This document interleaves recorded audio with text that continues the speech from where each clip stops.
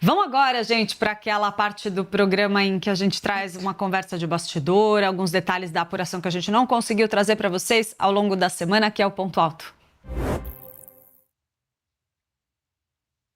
Gente, o meu ponto alto é sobre o relato que foi feito para mim por um interlocutor do presidente Lula sobre a conversa que ele teria tido com Gleisi Hoffmann antes de o nome dela ser anunciado para o ministério. Segundo essa pessoa próxima do presidente, ele teria virado para a Gleisi e dito o seguinte: olha, tá decidido, vem você, vai ser ótimo, vai ser legal, mas você não me arruma briga com o Fernando Haddad. Quem cuida de economia é o Fernando Haddad, o ministro da Fazenda, que vai cuidar dessa área. Então, vocês precisam trabalhar juntos e eu preciso que tenha uma bandeira branca aí e quero que você faça esse gesto, segundo esse relato que eu tive. E que Gleisi, de fato, teria aceitado prontamente essa missão. A gente, de fato, viu essa movimentação por parte da ministra no decorrer dos últimos dias. Essa conversa teria acontecido ali um pouco antes de o nome dela ser anunciado, naquela época mesmo em que foi batido o martelo. Juliana. É isso, meu ponto alto são as conversas, né, que eu vi ali em relação à disputa para as presidências das comissões da Câmara dos Deputados. Tinha uma expectativa de que isso ficasse pronto, todo mundo ficasse ali alocado nessa semana, foi jogado para a semana que vem por uma falta de consenso.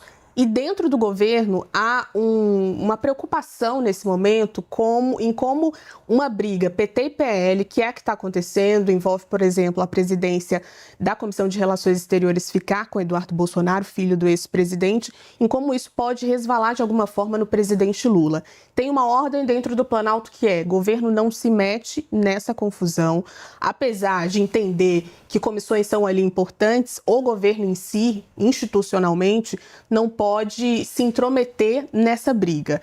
E, por outro lado, tem ali o PT fazendo uma ofensiva contra os filhos do ex-presidente, não só contra Eduardo Bolsonaro, mas também agora contra Flávio Bolsonaro, tentando ali jogar para o Tribunal Superior Eleitoral algumas questões. Então tem uma briga grande e inflamada entre a oposição e os governistas no Congresso Nacional, uma espera por uma reforma ministerial e um governo tentando entender onde vai se encaixar com uma nova articuladora política. Então é uma semana que começa com muitas divergências dentro do Congresso e o governo tentando entender como é que vai se colocar. Nesse momento, a preocupação é grande e a ordem é: não vamos nos meter oficialmente em uma confusão com o Congresso Nacional.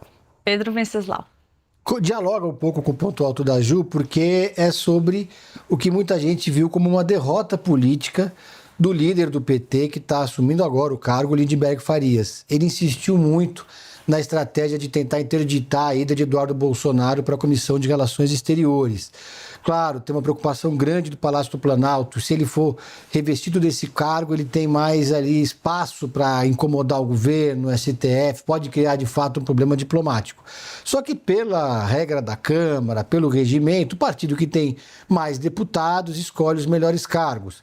O PL tinha uma divergência sobre escolher ou não Eduardo Bolsonaro, porque tinha uma ala do partido que preferia outras comissões mais interessantes, mas acabou prevalecendo a posição da família Bolsonaro, dos bolsonaristas. Eduardo foi escolhido, então não havia nada que Lindenberg Farias pudesse efetivamente fazer.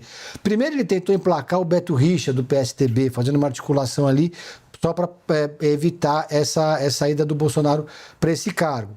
Depois ele chegou a dizer que o PT abriria mão de qualquer outro cargo, de qualquer outra comissão, para evitar que Eduardo Bolsonaro fosse o escolhido. Não teve jeito, ele acabou comprando uma derrota que ele poderia ter evitado e Eduardo Bolsonaro vai ser o responsável por essa comissão.